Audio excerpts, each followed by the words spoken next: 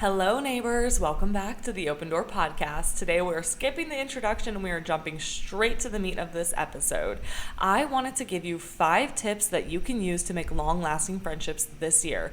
These are 5 things I have done as somebody in my late 20s, early 30s, as somebody who lives downtown and who likes to get out and do things and meet new people. I know making friendships in adulthood can feel hard and weird, and sometimes it is hard and it is weird, but don't let that stop you from continuing to try and put yourself out there, because I promise if you fail 4 times, that 5th time might be a huge success that really opens you up to new relationships, new connections, new experiences, and new joy in your life.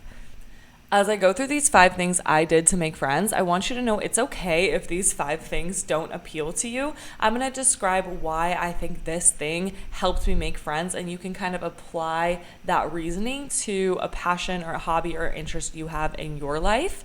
So let's get straight into it. The first way I have made one of my closest friends here in Phoenix is by going and playing pickleball at the public parks. Pickleball is free and it's open to the public, so you get to meet tons of people who live near you and who are also seeking active, engaging exercise and relationships. So when you go to pickleball, remember to introduce yourself to every single person at the court. If you're playing a game, I want you to remember all 3 people's names in the game that you're playing with, and I want you to engage with them, celebrate the good things they do during the game, talk a little shit, just make it a fun experience, and feel out people's vibe. I promise you, if you go to pickleball even just once, you'll probably meet a new friend. You might exchange numbers or Instagrams, and it's a completely free way to get out there. Bring your own paddle. Some parks let you rent a paddle, but some don't. So just bring your own paddle. That's really all you need to go and have a good couple of hours. The second thing I have done to make friends is I brought a book to a bar and I read by myself. This is something that helped me attract like-minded people and honestly built a brand new habit in my life. I wasn't much of a reader, but when I brought that book to the bar, I kind of embodied somebody who might be a reader, and a girl approached me and asked me if I wanted to join her book club, which then led me to meet more people who lived near me because I was able to meet the whole group. And then it also got me in the habit of reading, and now I absolutely love reading, and I'm on my 13th book of 2026, and I love it. It's a brand new hobby for me, and I met neighbors doing so that was something that was awesome. Again, I think this works because I was attracting like-minded people, and I was also inspiring people to be the kind of person that would go to a bar alone and read a book, right? So I think that kind of stepping into that identity helped me meet people who I were new that I wouldn't have met otherwise. The third thing that I've done to meet amazing people this year is I've been going to karaoke. And so this is a testament of do the thing that you love, even if other people don't love to do it. So a lot of my friends don't like to go to karaoke. I mean, I literally could go to karaoke for like 6 hours straight and be happy. And a lot of people don't like to do that. So I found, through going to karaoke, I found a group of people who love karaoke, and now we have a karaoke group.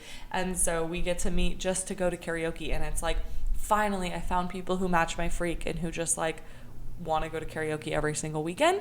So this is a great testament to do the thing you love, and the people who also love that thing will start to surround you. So even if it's scary, even if you have to go by yourself at first, I promise you will soon meet people who love that thing just as much as you do. The fourth thing I did to meet really special people is I went to a comedy show. So this is how I met Aaron, who was on one of the episodes of the Open Door podcast. And y'all know he's like my favorite person in the world. So this was such a stroke of luck that I met him.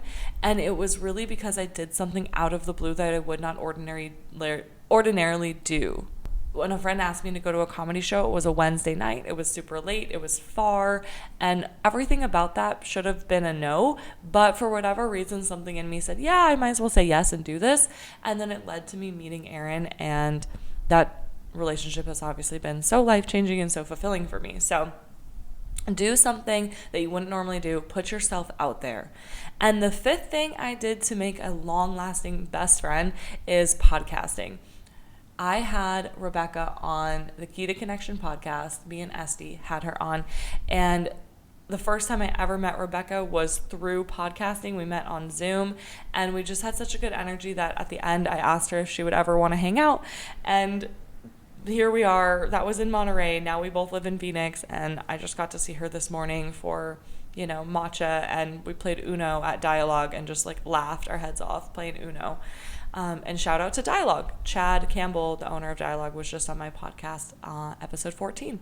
Check that episode out if you haven't already. So podcasting is an example of following your passion and actually pushing yourself to do the thing that you've always dreamt of doing, and taking on those dreams, those passions, those identities will lead you to open the door to relationships that are inspiring, that are beyond what you could have, found without putting yourself out there in that way.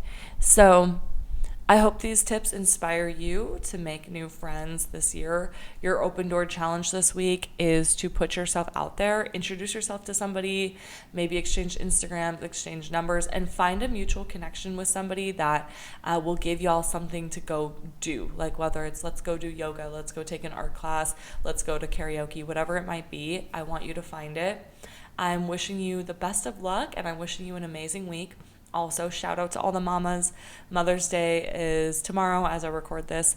And mothers, you are so amazing. You literally keep this world going round. And I am so in awe of you. You inspire me so much. Thank you for the tireless job that you do. And you deserve the world.